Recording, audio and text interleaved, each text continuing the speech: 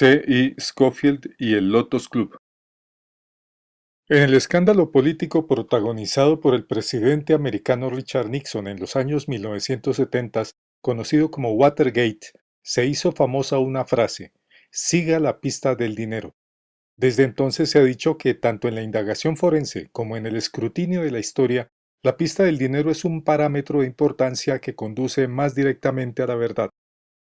Este mismo principio se puede aplicar a la historia del dispensacionalismo, esa novedosa y pretendida escuela de interpretación bíblica que rompe con toda la herencia evangélica no solo en cuanto a la comprensión de la escatología, sino también de las doctrinas de la Iglesia y de la salvación e incluso de la cristología.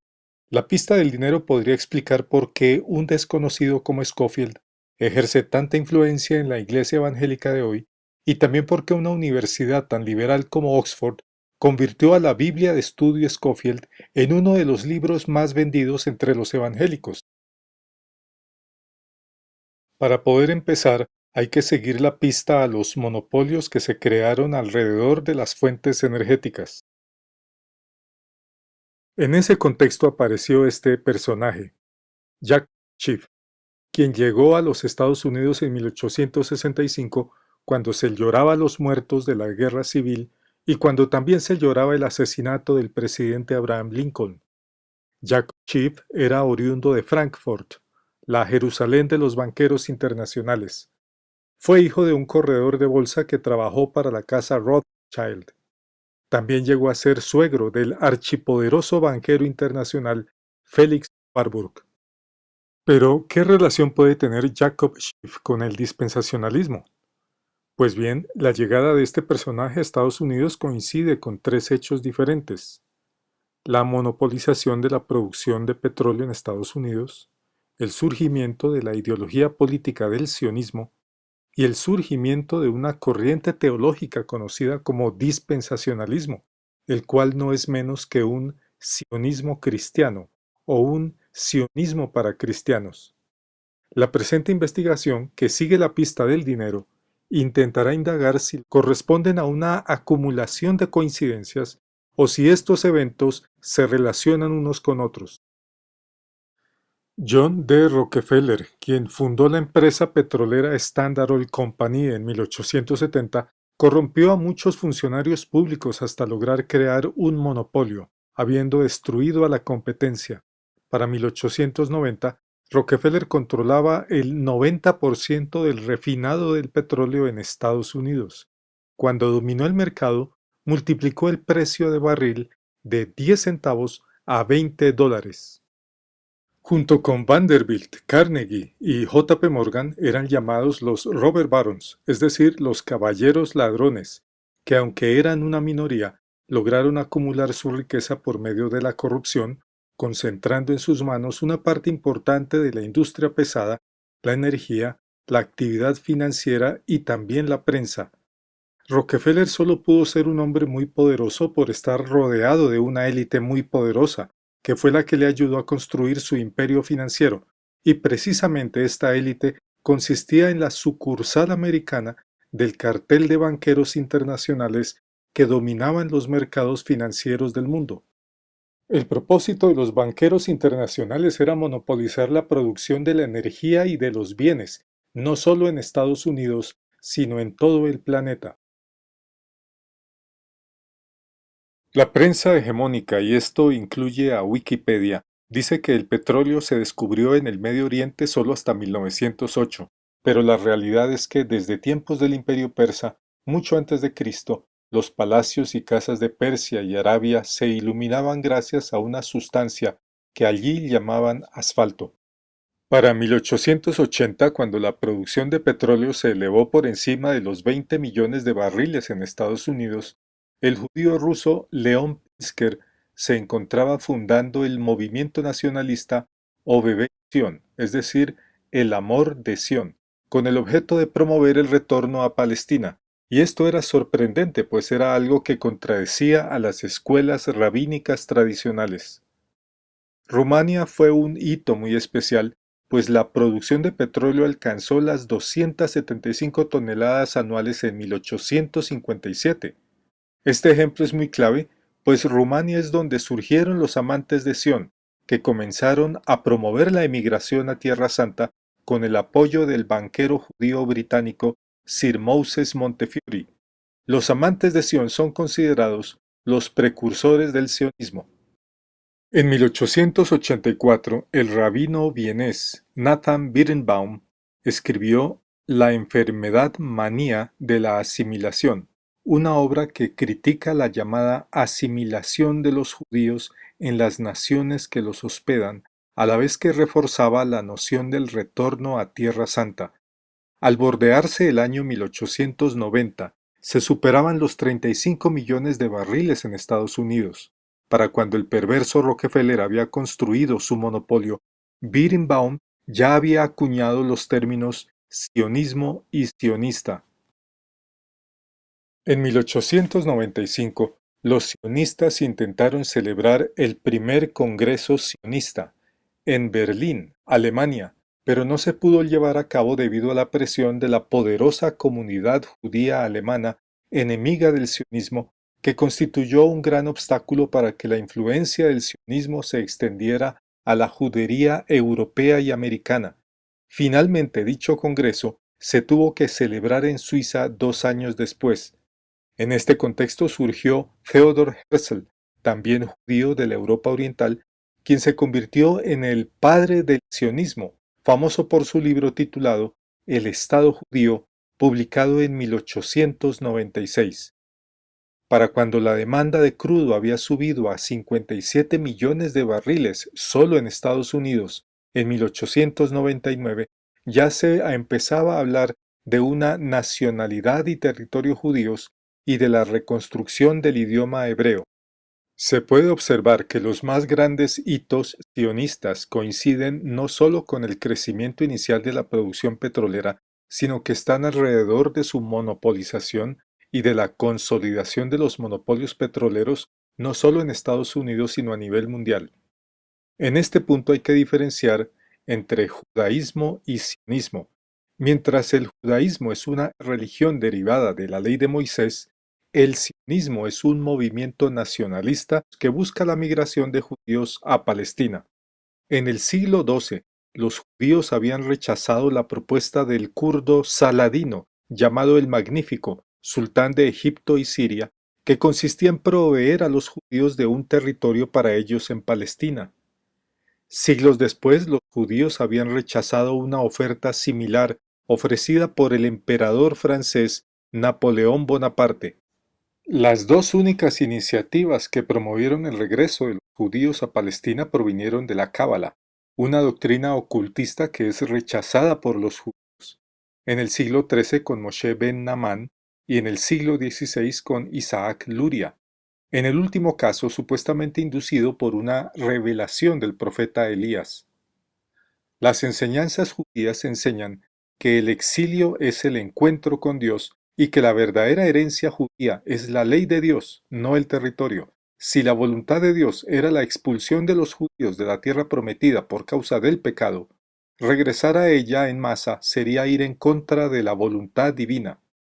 Para ampliar este asunto remítase al video titulado El piadoso judío y su libro.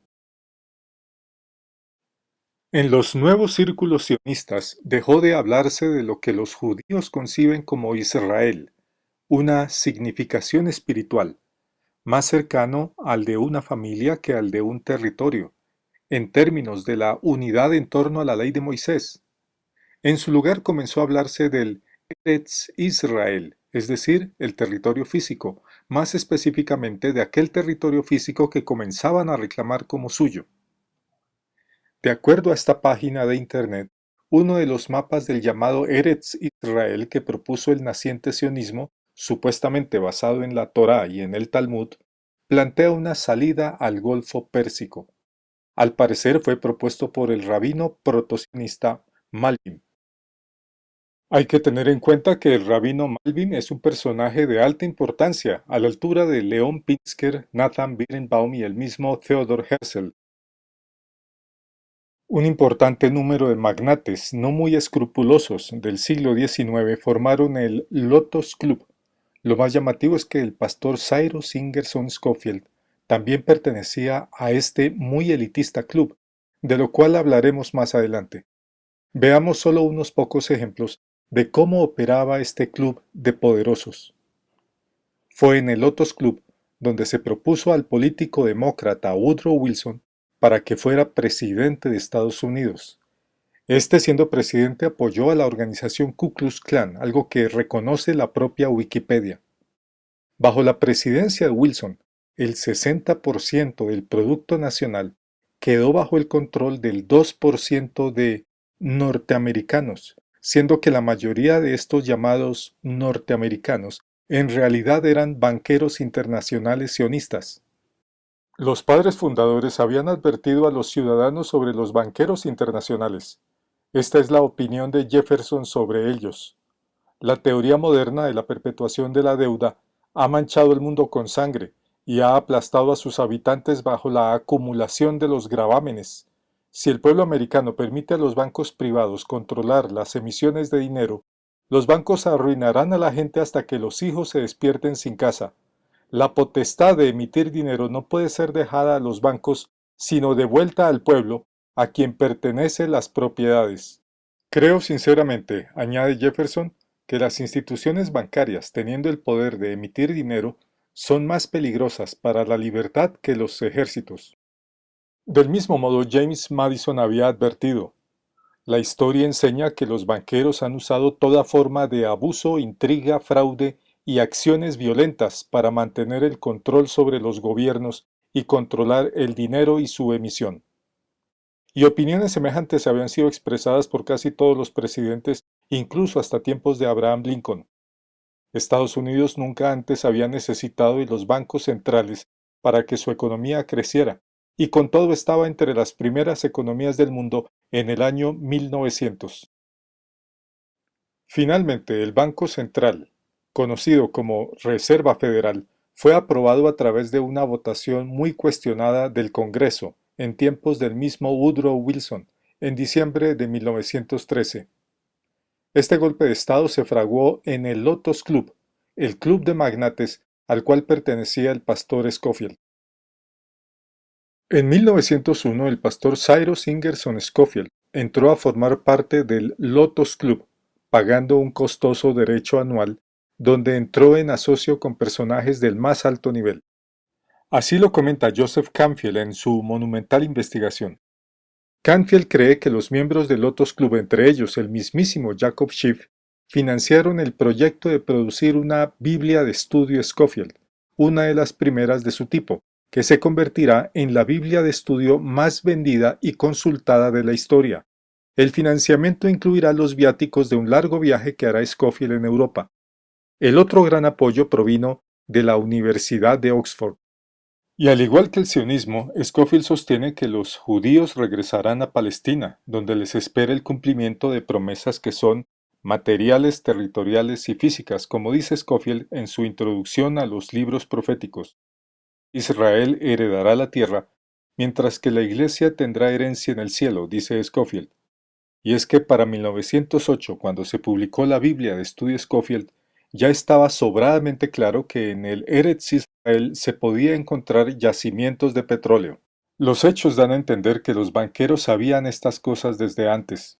En 1877, Darby se encontraba reclutando a Scofield cuando Rockefeller ya llevaba 10 años en el proceso de monopolizar la producción del petróleo.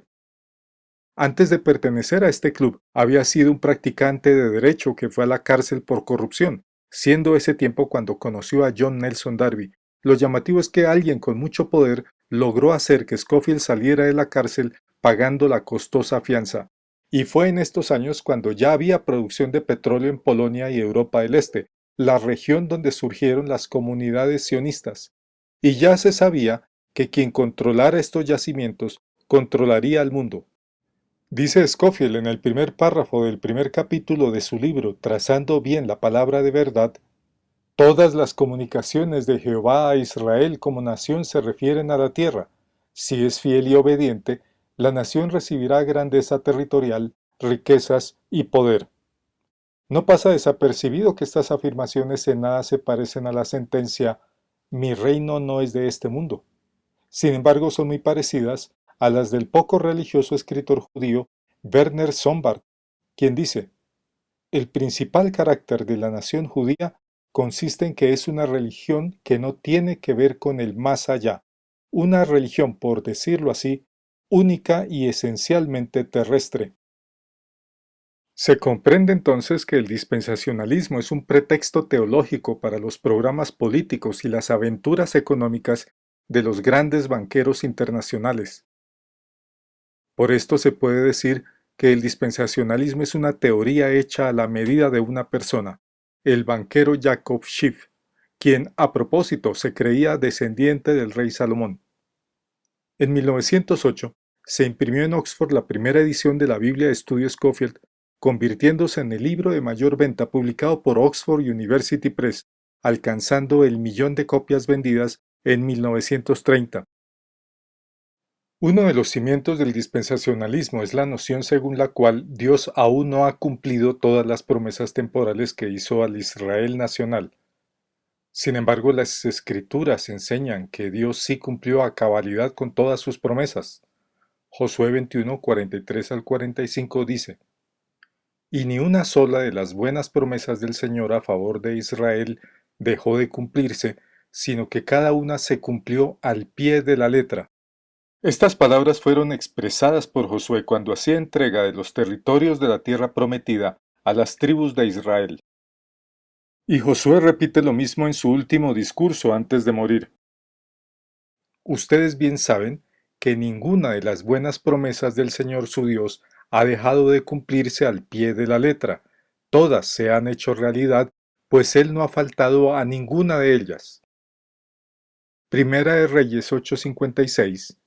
Bendito sea Jehová, que ha dado paz a su pueblo Israel, conforme a todo lo que había dicho. Ninguna palabra de todas sus promesas que expresó por Moisés su siervo ha faltado. Estas palabras pertenecen a la bendición que Salomón expresó ante el pueblo durante la dedicación del templo, en el tiempo de mayor prosperidad de la nación israelita.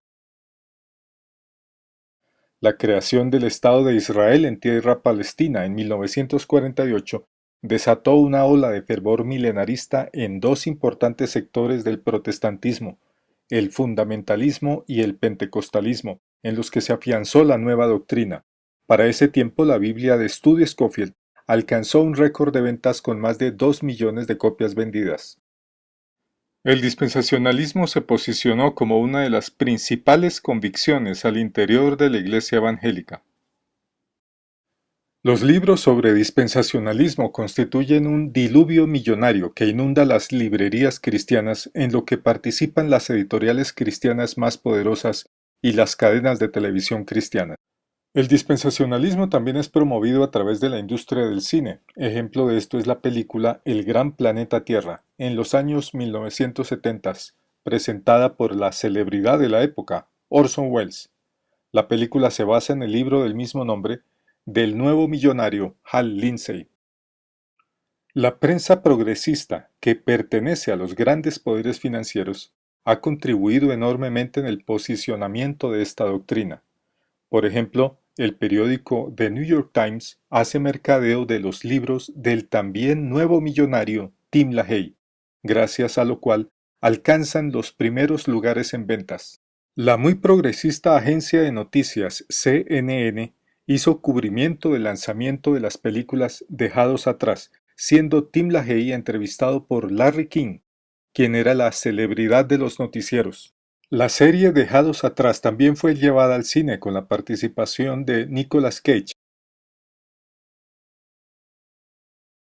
Los cristianos que buscan sinceramente la verdad deben superar la reescritura de la historia y la reescritura de la teología que hoy se realiza con la ayuda de los grandes poderes de este mundo.